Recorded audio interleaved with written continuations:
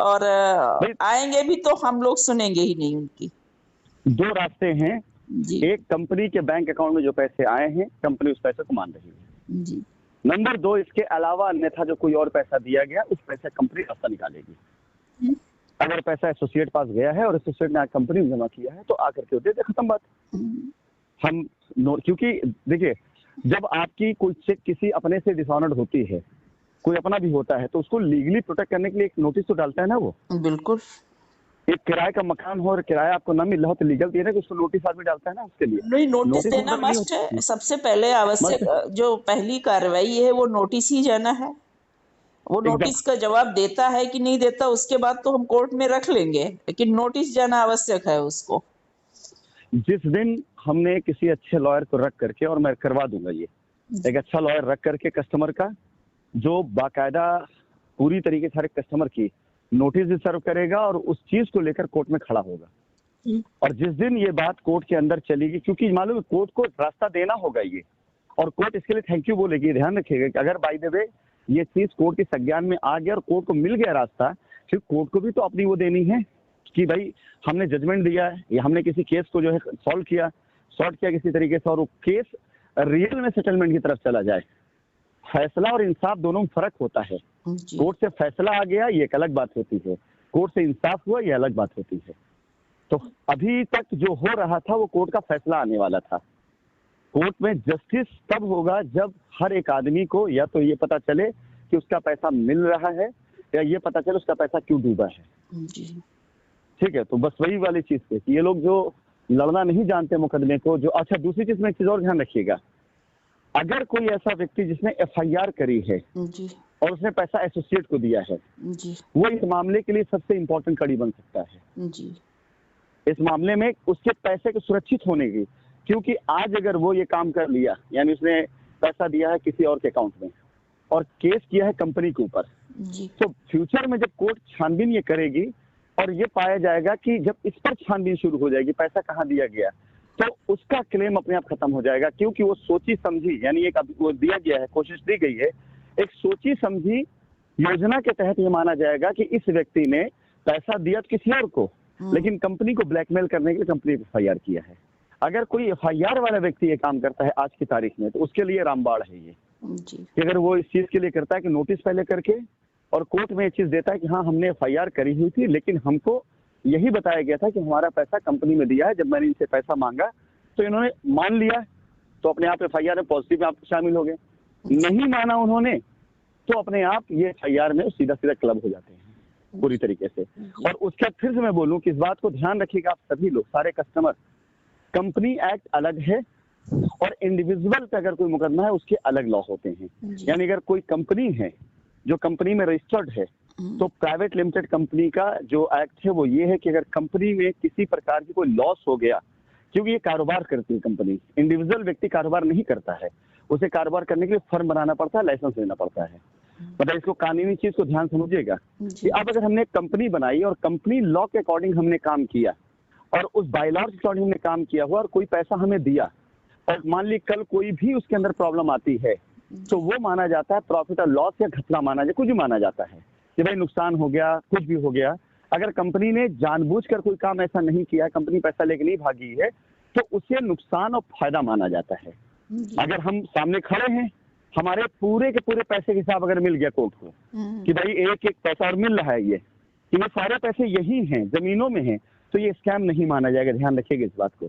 फिर क्या होगा कि कंपनी की जितनी संपत्ति है उस संपत्ति को पूरा कलेक्ट करके कंपनी के ऊपर जो लायबिलिटी आई है, उस लायबिलिटी को चुकाने के बाद जो संपत्ति बच जाती है वो कंपनी की होती है। वो अगर बाय द वे संपत्ति कम है और लायबिलिटी ज्यादा है, तो जितनी संपत्ति है उसी में से लायबिलिटी खत्म की जाएगी।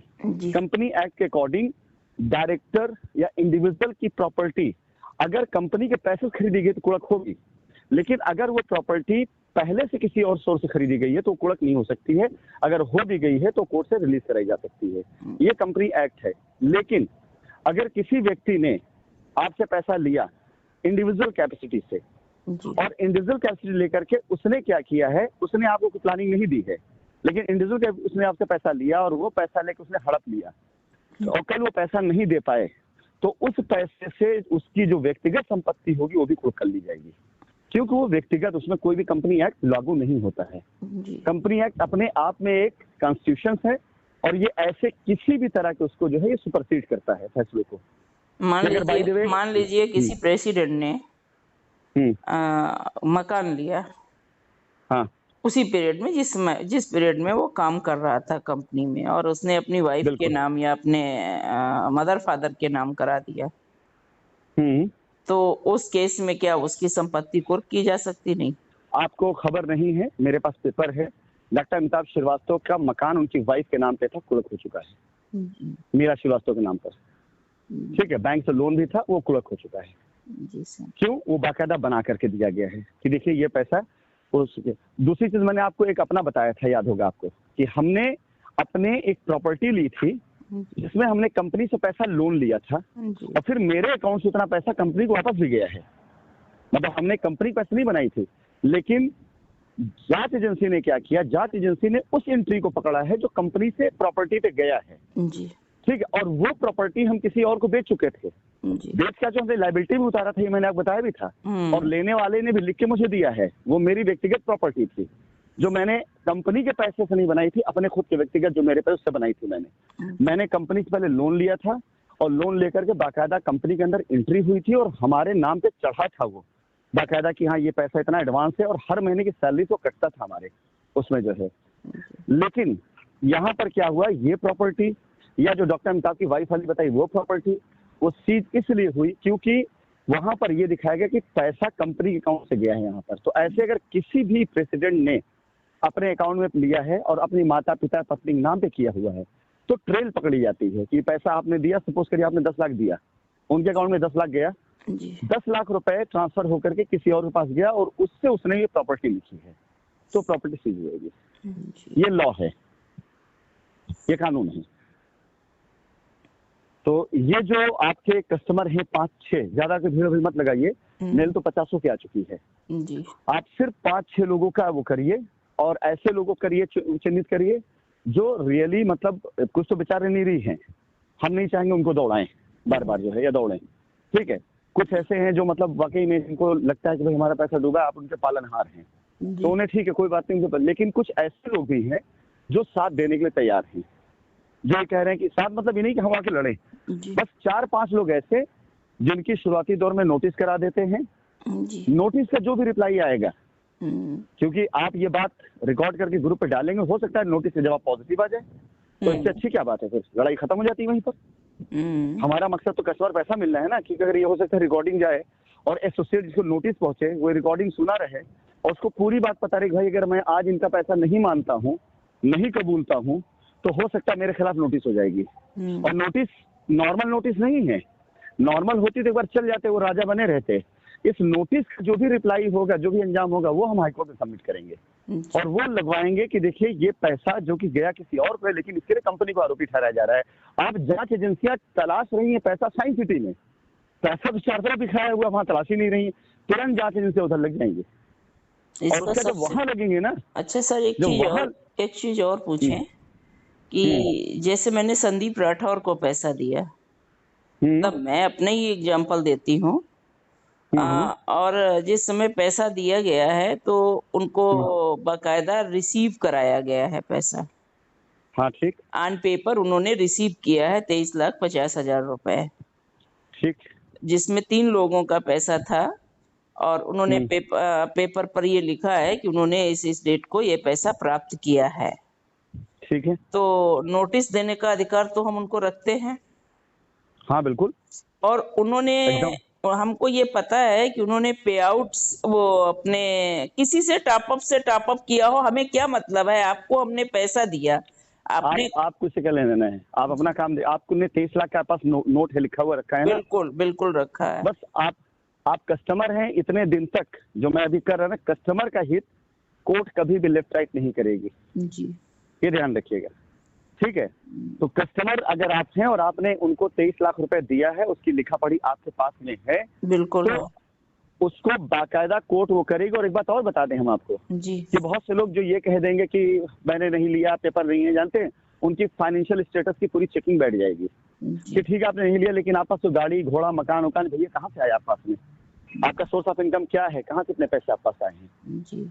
मैं पूरा घुसवा दूंगा पाताल तक जांच करवाने के लिए। अब देखिए सही ना, तो अभी लोगों ने देखा नहीं मेरा इस लीगल में क्या, मैं कहाँ तक जो है जानकारी रखता हूँ और कहाँ तक मैं पहुंचा दूंगा लोगों को। क्योंकि ये लोगों ने जो है खाली मुकदमा नहीं किया है, लोगों ने पूरा पूरा षड्यंत्र किया हुआ है। अब आज की तारीख में जो बंदा पैसा दिया है किसी और को और वो बंदा चेक भी अपना इशू किया है, यानी देनदार वो है और गाली कंपनी को दे रहा है, गाली कंपनी से दे रहा है। क्योंकि अगर वो गाली कंपनी को नहीं देगा तो उसके लोग उसको गर्दन थाम लेंगे जी। जो ये काम करेगा या तो कंपनी का चरण वंदना करेगा वो कि मेरी सर से बात हो रही है, सर से हो रहा है सब, और बाद में जब देखेगा कि सर उसकी पूछ अब नहीं कर रहे हैं, इतना उसका मान नहीं रख रहे हैं, तो वो दे रहे गाली देने लगे ताकि कस्टमर से कहे हमने तो बड़ी कोशिश करी। सर चाहे कितनी भी चरण वंदना कर ले वो, और चाहे वो कंपनी की चरण वंदना कर ले, जब तक ये शांत था, कस्टमर नहीं खड़ा हुआ था, नहीं समझ पा रहा था, तो तब तक तो सब ठीक था। अब इस ग्रुप के बनने के बाद में कस्टमर को बहुत अच्छे से समझ में आ गया है कि उसका देनदार कौन है। जो कंपनी में पैसा है उसकी देनदार तो कंपनी है। और जब कंपनी ये कह रही है हम जैसे ही कोर्ट का डिसीजन आएगा, बहुत लोग ये पूछ रहे हैं कब तक मिलेगा, तो सीधी सी बात है कि जब तक कोर्ट का डिसीजन नहीं है तब तक नहीं, संभव नहीं है। कोर्ट का डिसीजन आएगा तो कंपनी अपना देगी, लेकिन जो पैसा हमारा कहीं और गया है और वो कंपनी में नहीं पहुंचाया गया है, तो उसकी देनदार कंपनी तो उस समय होगी नहीं।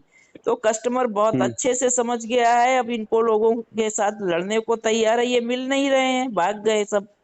तो उस चक्कर आएंगे ना, अब आएंगे सब, जहां आपने कुछ लोगों को नोटिस सर्व कराई, उसके बाद में फिर ये चलन हो जाएगा कि अब सबको नोटिस भेजो और सबकी अब लड़ाई लड़ी जाए। अब देखिए मैं आपको एक बात बताऊं जी, मैं कुछ दिन पहले एक ट्रेनिंग दे रहा था।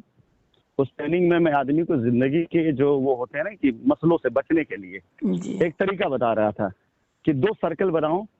एक सर्कल में उन लोगों का नाम लिखो जिनके लिए आप बहुत जरूरी हो जी। एक सर्कल में उनका नाम लिखो जो आपके लिए बहुत जरूरी हो, और उसके बाद उसमें जितने बच जाएं वो आपकी जिंदगी के फालतू हैं, उनके चक्कर में अपने को टेंशन मत दो।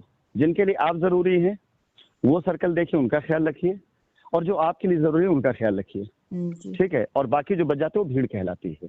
उनकी बातों पर विचलित होना है, उनकी बातों पर परेशान होना, उनकी बातों पर टेंशन लेना, ये बेवकूफी है, क्योंकि ना तो वो आपके लिए जरूरी ना आप उनके लिए जरूरी है। तो ये ट्रेनिंग मैंने दी तो किसी और के लिए, मेरे दिमाग में बात आई कि पहले सारे लोग मेरे लिए जरूरी थे, कस्टमर हो चाहे एसोसिएट हो। एक ही सर्कल मेरी जिंदगी में था कि सारे लोग मेरे लिए जरूरी थे, उसमें सब लोग थे। लेकिन जब मैंने देखा कि इसमें बहुत से लोग ऐसे हैं जिनके लिए मैं जरूरी नहीं हूँ, तब मैंने 2 सर्कल बना लिया।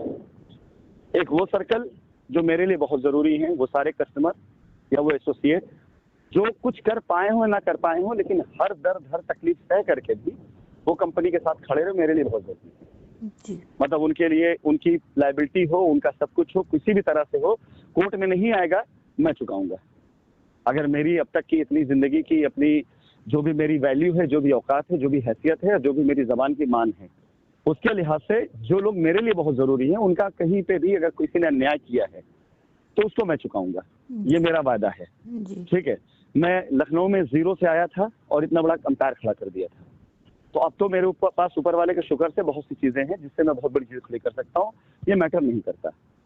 दूसरे वो लोग जिनके लिए मैं बहुत जरूरी हूँ, आज वो कस्टमर है। जो कस्टमर समझेगा इस बात को कि हाँ राशि जी बहुत जरूरी हैं, वो उस दायरे में रहेगा, और जब नहीं समझेगा वो भीड़ का पात्र होगा। ये ध्यान रखिएगा, आज की तारीख में जितने लोग फालतू बकवास करेंगे या जितने लोग बकबक करेंगे या जितने लोग इधर उधर बातें करेंगे, वो लोग ना तो कंपनी के लिए जरूरी है ना कंपनी उनके लिए जरूरी है, वो लोग भीड़ का पात्र हैं।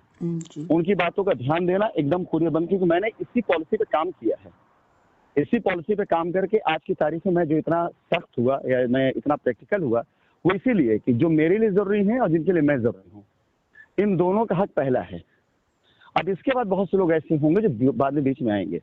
तो अभी वो सारे कस्टमर जिन सभी लोगों ने अभी मेल करी है, मैसेज आप भी डाल दीजिए, ये रिकॉर्डिंग मैं भी एक मैसेज डाल दूंगा कि कंपनी आप लोगों से निवेदन करती है कि आप अपने अपने डॉक्यूमेंट्स खाली तैयार करें। आप से हमारा वकील या जो वकील हम नियुक्त करेंगे जी। वो वकील जो है आपकी सेवा फ्री करेगा, आपको कोई पैसा नहीं देगा, जो पैसा होगा हम देंगे। चेंज करें लेकिन वो पैसा किसी को नहीं देना है। वो नोटिस कराएं, बस खाली उनको करना क्या है, अपने चेक का नंबर, खाते की पासबुक की कॉपी, आरटीएस नंबर और उस एसोसिएट का बैंक खाता की डिटेल और उसका वो क्या नाम है, घर का एड्रेस, इतनी चीज, घर का एड्रेस नहीं पता तो पता कर ले, इतनी चीजें निकाल करके और वकील को दे दें। वकील उसकी नोटिस बना करके उनको नोटिस सर्व कर देगा।